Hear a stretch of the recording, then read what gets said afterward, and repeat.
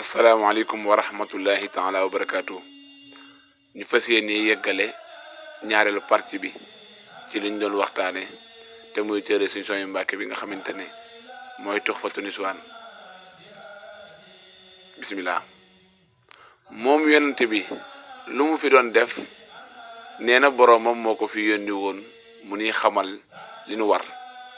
kan mooy boroomam?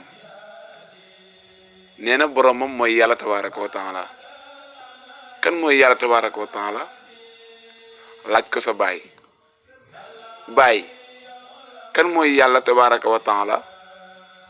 yàlla mooy ki nu bind moom nu nun ñépp, moom asamaan yi ak suuf si ak lépp anamu, amul barab, amul jamono, mi ngi fépp ak ci lépp. jërë ngeen jëf beneen yoon incha allah.